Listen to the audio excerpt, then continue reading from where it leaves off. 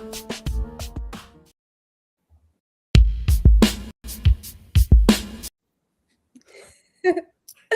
Hello, everyone, and welcome to our Ask Us Anything LinkedIn Live. I am Teddy, and today I am joined by two of our younger talents in BookMark, Emo and Maria Nicole. Welcome, everyone. How are you guys? Good I'm morning. okay. I was thinking about just for background of what's happening currently in our live stream. It's the first time I'm managing the recording and everything, the live stream, and I was sure that I will fuck up something in the very beginning, and I did so. So anyway, it's great. Everything great. The week's near to its end, so we are kind of getting ready for the Eastern holidays, Eastern campaigns, and of course, some interesting topics in this episode of Ask Us Anything about LinkedIn. Definitely. Nikki, you come to this event less frequently than me and Emo. How are you feeling? I'm excited, a bit nervous, and I can't wait to talk with you about the latest LinkedIn updates and some fun stuff here because LinkedIn is not only about corporative stuff but also fun sometimes. Absolutely. I totally agree. And as always, I am reminding everyone that you can leave your questions in the comments and we will answer them to the best of our abilities live here on LinkedIn. Now, this month it started with April's Fool's Day. Maybe Emo, this was your late April's Fool's Day joke played on us. And of course, I need to mention the historic Artemis 2 launch because this has been occupying my mind for the last couple of weeks. But in LinkedIn related news, we also have some interesting things. And I wanted to start with the LinkedIn benchmark report for 2026 because this report for me is sort of like a guideline. It is based on the analysis of 1.3 million LinkedIn business posts, which is a huge amount. I think we can all agree. And these benchmark, they aim to provide both clarity but also guidance to content creators, to admins, to people who are guiding companies into the vast space of LinkedIn. Now, I will lie if I say that we were surprised by any of these findings, but the three of us and also our team at Bookmark, we are living and working on LinkedIn pages every day. But those data and the benchmark, it does feel reassuring to an extent that we are actually doing the right things. Now, outlines such as that multi-image posts drive more likes across the board are not surprising. We know that those are rapidly becoming more and more visually appealing. We no longer have just multiple images from, let's say, events with people smiling, looking at the camera, doing something. We now have complex galleries with mix of gifs, of images, flashes, and I think that that definitely drives and captures the attention, which is why we're seeing them on the rise. But another non-surprising thing that continues to capture the attention is the native document format. Now, the native document format leads an engagement, and that average engagement is about 7%, which is also scoring a 14 year-to-year increase. That is absolutely amazing. And though I am famous for saying that not everything needs to be a document, I think this is decisively one of those formats that I really want people to pay attention and maximize, especially because documents are great for lead gen as well, and they have a high click-through rate, but they also give us this availability to play with the story and just make it our own. And the last benchmark that I want to mention, because it caught my attention, was the engagement that grew across all the formats. We're talking about video, we're talking about images, but also we are seeing that with text posts with over 12%.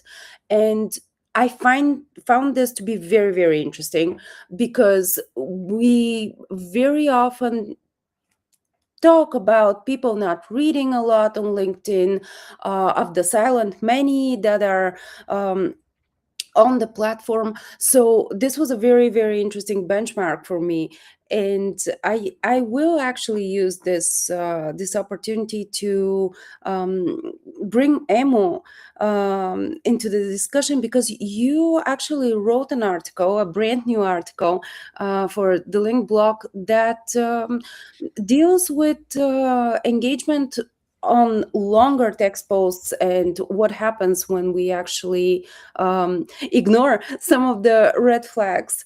Do you want to take us through? Sure. First and foremost, it's really important to mention that every single time we prepare a strategy for that, doesn't matter for whom, for company, for person, for some sort of training or anything similar to that, we always set an average engagement rate for the case. And in the report we saw a bit earlier, it was written that the average is around 5% engagement rate. We always aim to target at least 8, even 9% of average engagement rate that a single page or a person should get, which kind of to be honest, I haven't seen the report previously. I haven't seen this specific number, those 5%. It's really surprising that we are aiming kind of 100% above the average every single time we set some sort of a strategy or anything.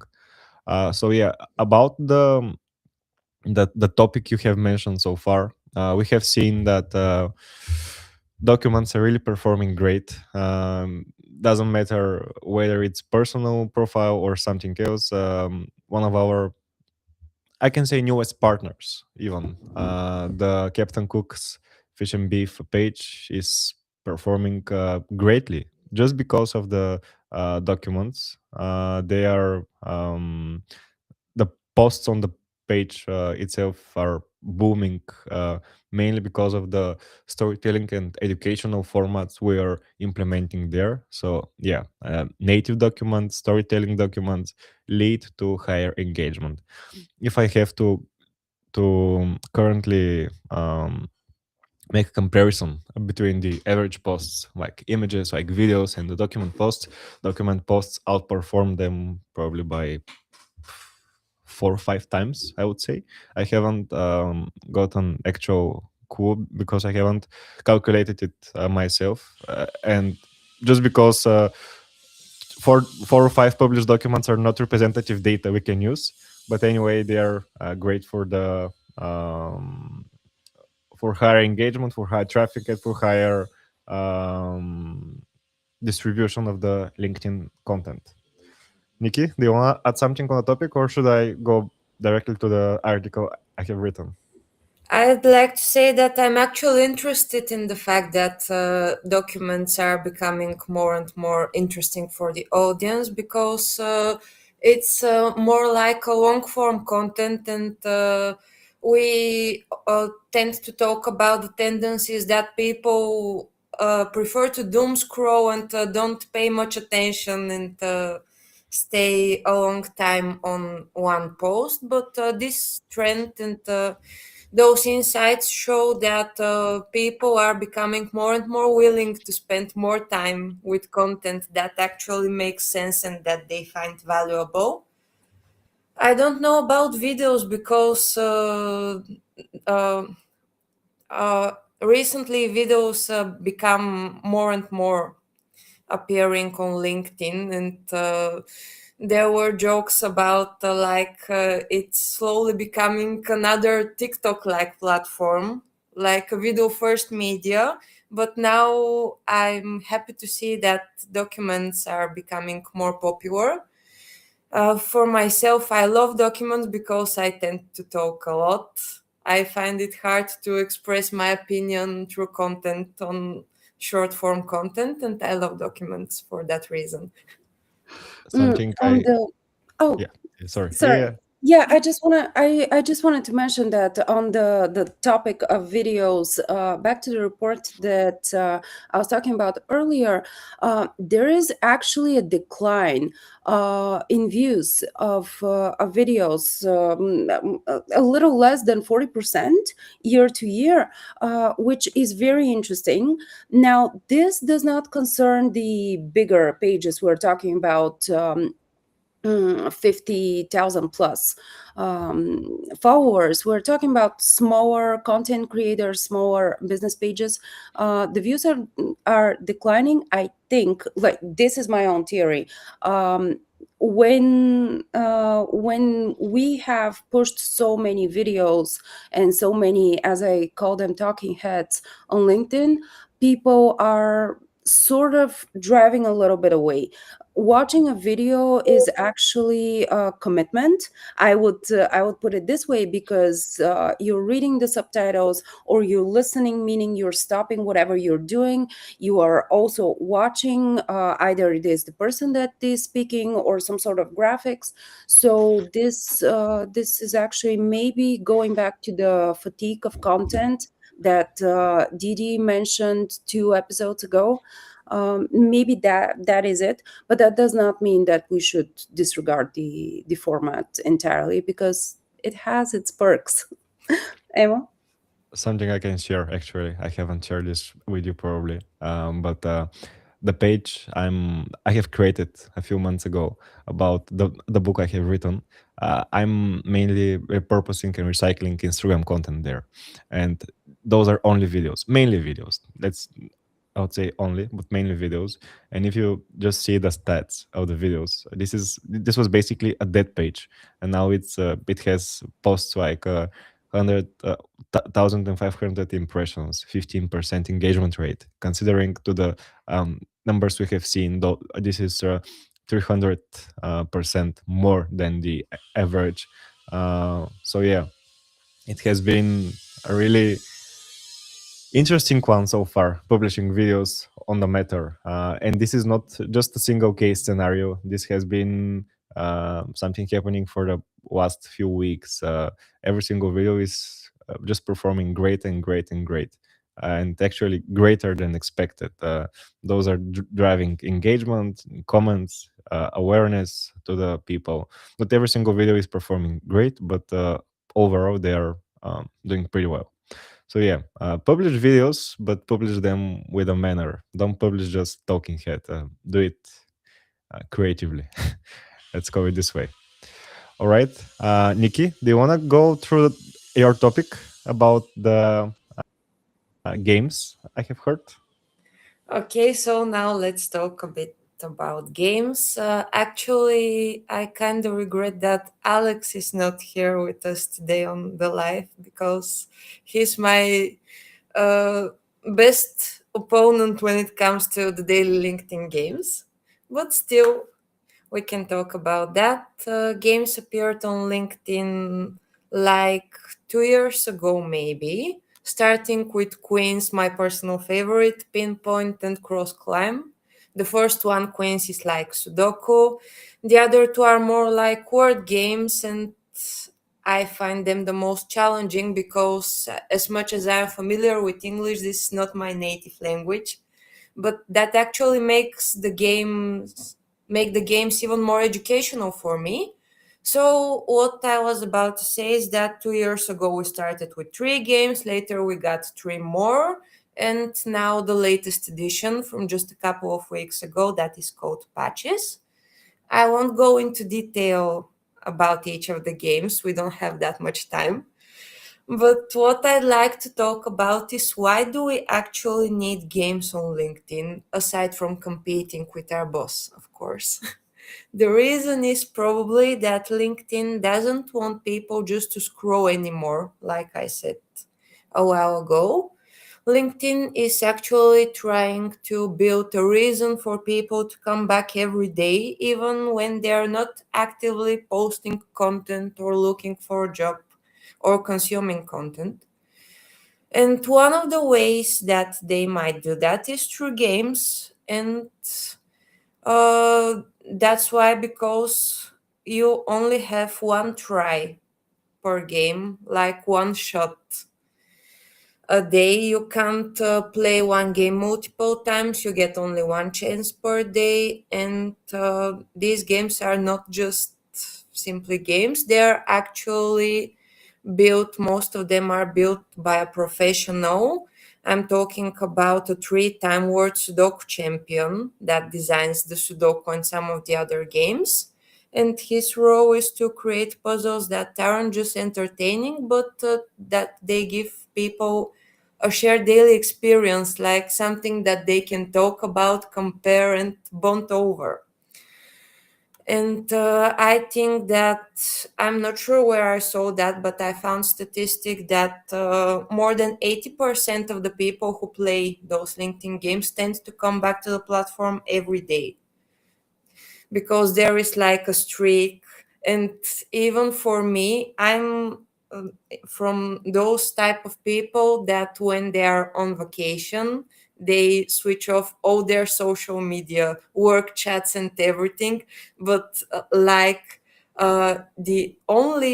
most professional and work related social media, LinkedIn, is the only one that stays on when I'm on vacation, because I don't want to lose my game streak. And yes. No, this is actually fascinating, as LinkedIn is the platform who we are all very serious. Let's say we are very professional, but it is very interesting that you can actually connect with other people, and. It's like another networking channel in the networking platform.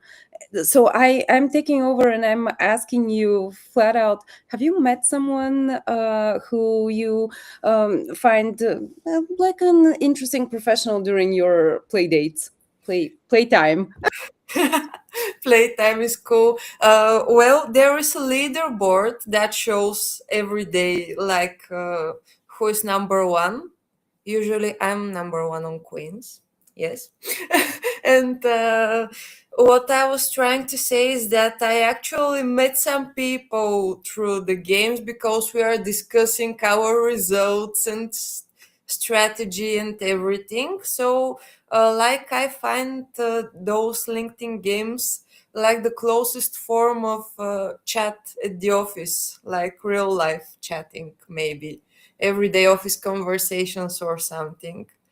And this is really the core part of games, that how connections are formed, because this isn't just playing some games. It's like a short mental break that doesn't require a big time commitment, but it's also like another stuff to talk about with people. It's very, I think it's also very beneficial. I have other hobbies, but I do recognize um the benefits of playing games, and there's a lot of research that is tied to memory and the way we function, and especially in creative fields, for those things. So I'm I'm very glad to hear that. However, my biggest interest is in how the games themselves are created, and the origin. And so I'm flat out asking you, do you know anything about that? Actually, each game has its own like LinkedIn page where every day they post the solution to the game, the strategy, sometimes the creators of the games. If I have to be honest, I don't watch these because I don't want to use them like spoilers or cheat later on the games or everything. But there is such stuff, and they actually often explain how everything is designed and stuff. But the key takeaway here is that LinkedIn isn't just investing in content anymore only, but it's investing like in, I'd say, shared experience, something that makes people return, interact, and stay connected. And this through puzzles, it's like a very effective way to do that. Something really interesting is that today it was my first ever game played on LinkedIn, even It though, showed. yeah, even though they have listed them for probably a couple of months. uh, I'm a newbie in the field. So yeah, we have actually a few questions on LinkedIn. I just want to first to answer them, and then I will jump to my topic. First one is from Nevena. It's a more technical question. Which platform are we using for LinkedIn Live? We are currently using Restream. Shout out to Restream. It has been great so far with our live streams.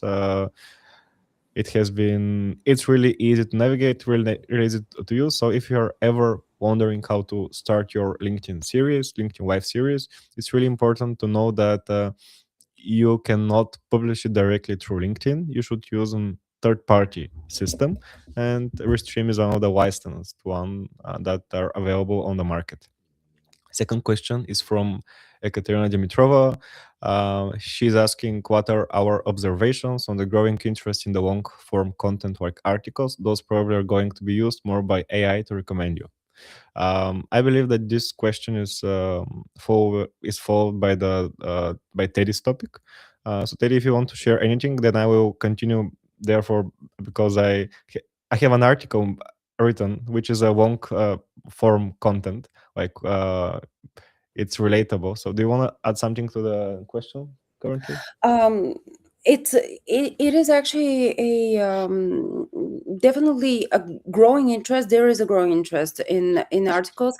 LinkedIn themselves, they have maybe a couple of days ago they published some new guidelines for the articles on how to maximize their impact. And yes, this is very much tied to the both topics that you are writing, them being relevant to your audience, but also to the way that you are structuring your own articles, and how they are, of course, being recommended by the algorithm, by AI, by search engines. Articles are one of those formats that for me is very interesting, because I get to learn a lot about a topic. I myself enjoy reading articles much more than I enjoy, like, let's say, listening to podcasts or even watching a video. But I am primarily a reader and secondarily a listener when it comes down to learning. So this is sort of my take. I highly encourage professionals, even those professionals that we advise for their LinkedIn presence, to expand on longer texts, because as we have discussed in previous episodes, if you have a longer text, you can break it down, you can reuse it, you can repurpose it, you can kind of play with it and make something better. When you are only writing short format texts, sometimes the essence of your own professional statement is lost in the cramped words. But yeah, I'm interested in what you have to say about this, Emma. Yeah.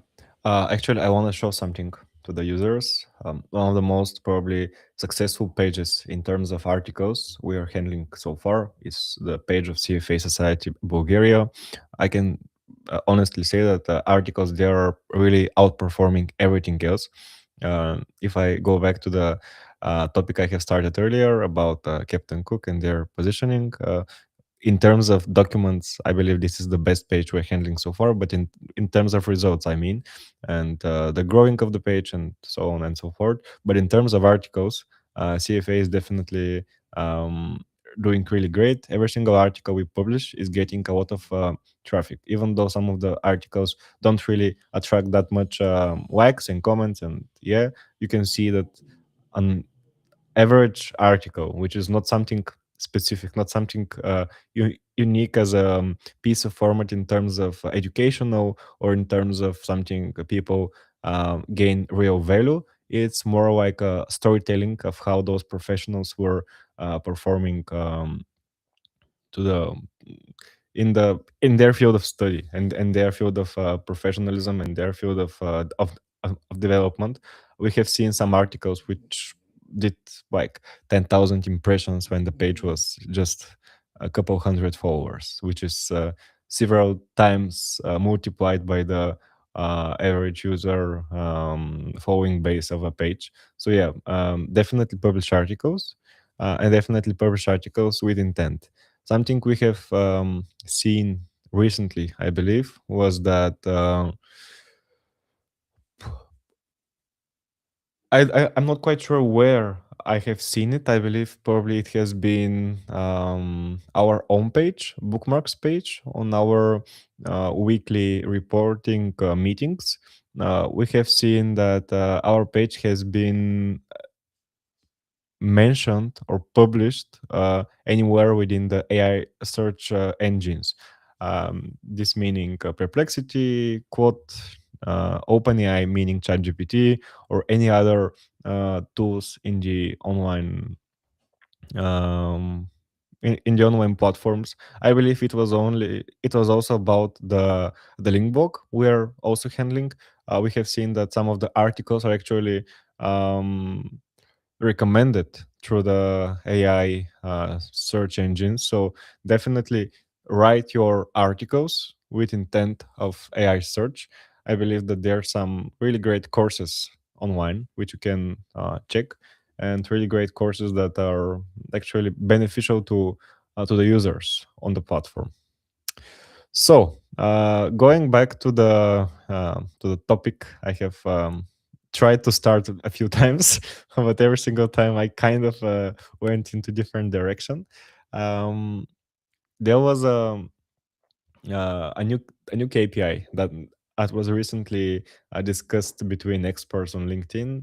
It's the so-called comment to character ratio, or if I have to explain it in pure, I would have said I would have said Bulgarian, but currently in pure English, why won't post fail if nobody talks back?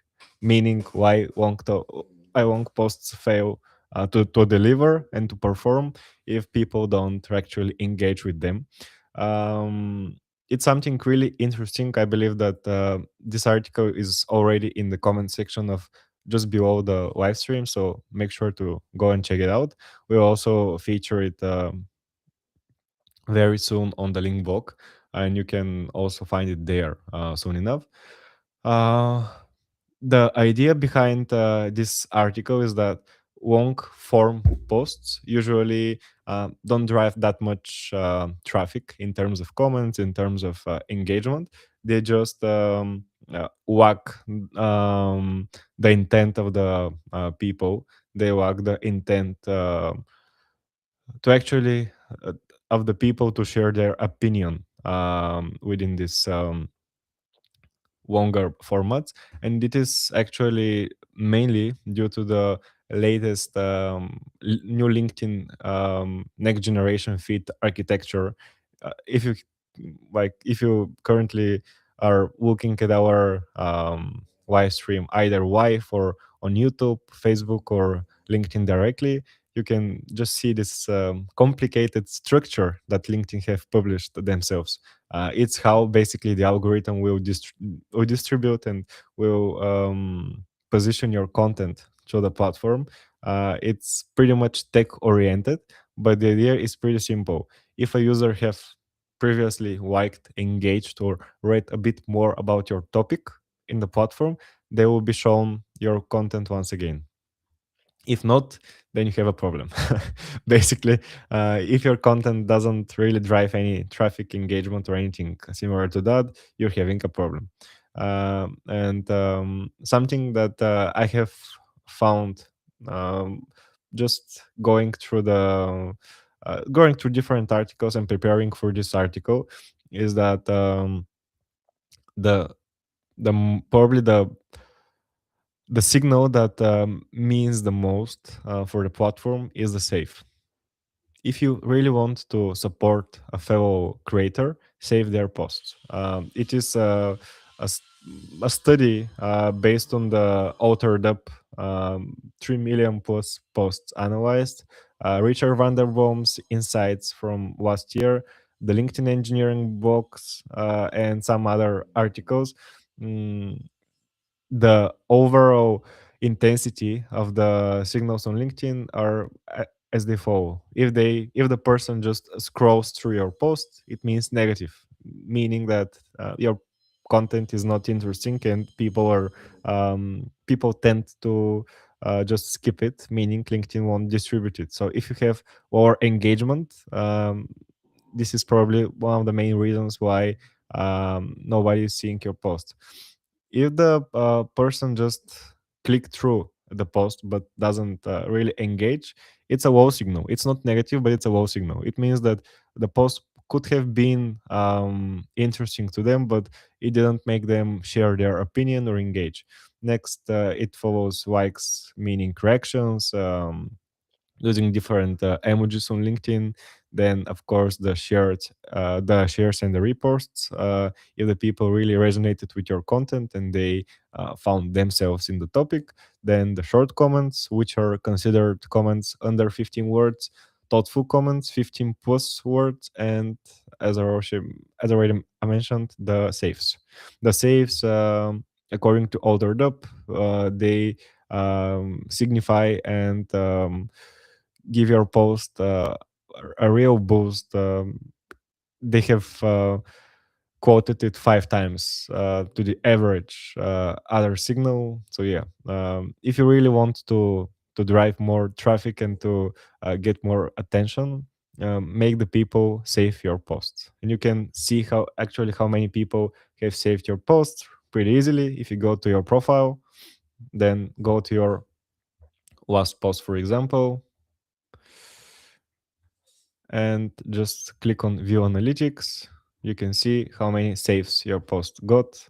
Here I got 4, meaning it's not that bad, it's not that good, it's average in the end. So yeah, what really drive comments? Here I have listed mainly 5 bullet points, which you can later go through. But if I have to brief them, kind of. First of all, something people are mainly doing as a mistake. You should write posts that open conversations, not close them. Always, in the end, ask questions that are actually opening for further discussion, and don't just make the people answer with the short yes or great post. You should always share your honest opinion and leave a room for discussions. Probably this is why disruptive or kind of controversial posts drive more traffic, drive more engagement on the platform.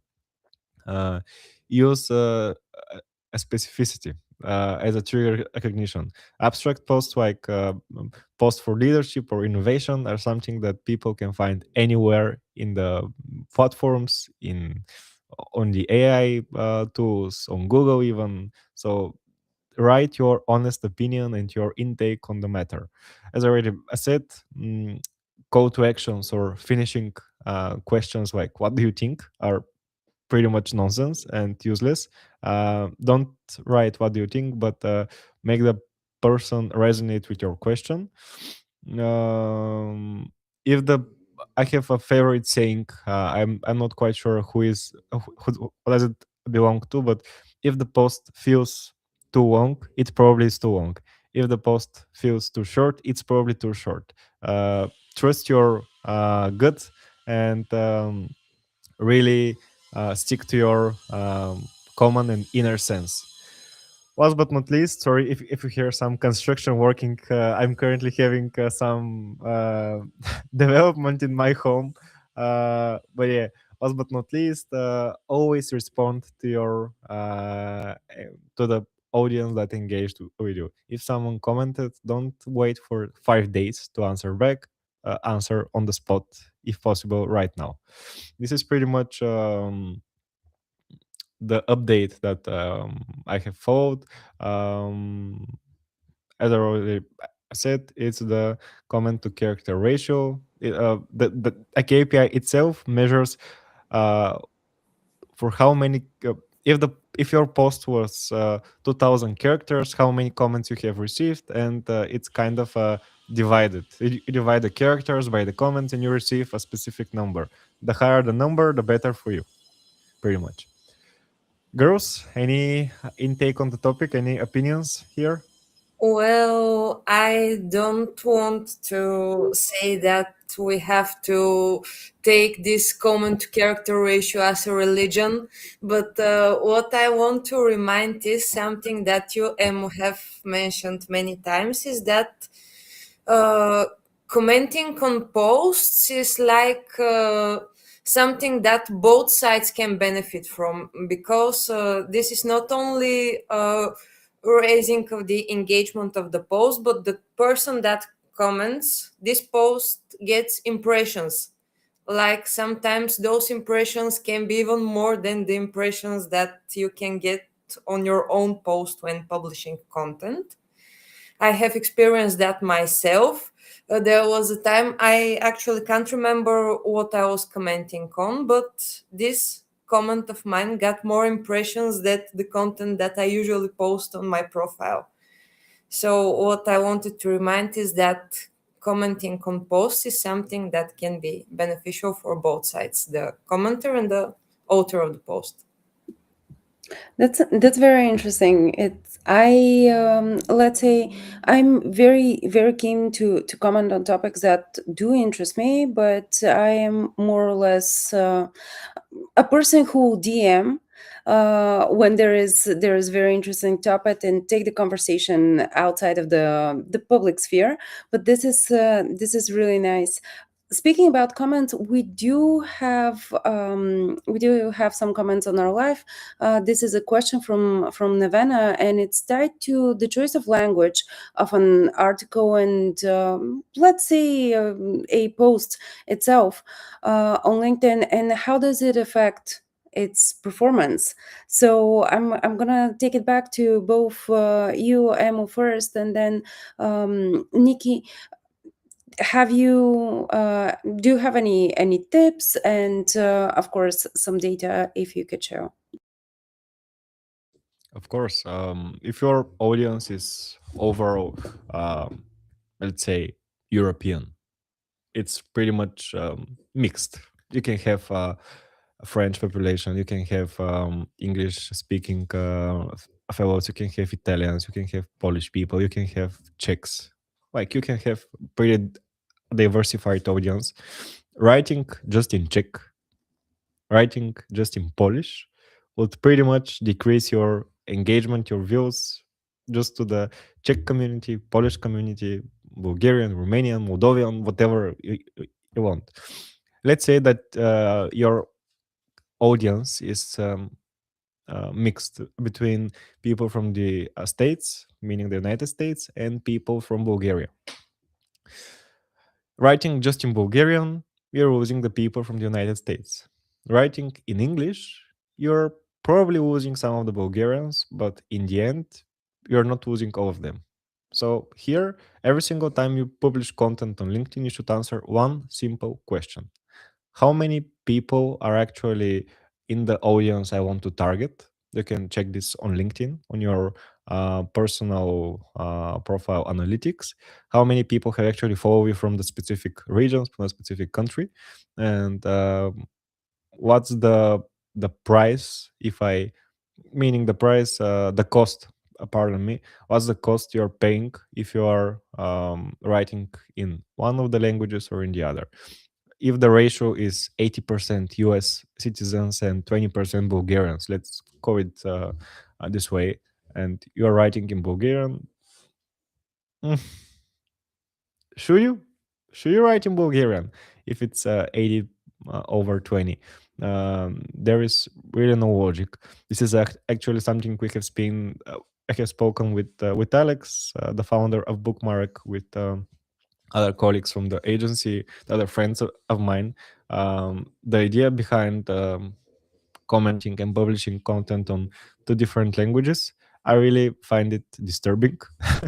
Uh, this is my personal opinion. If you're sharing your opinion in English, stick to the English.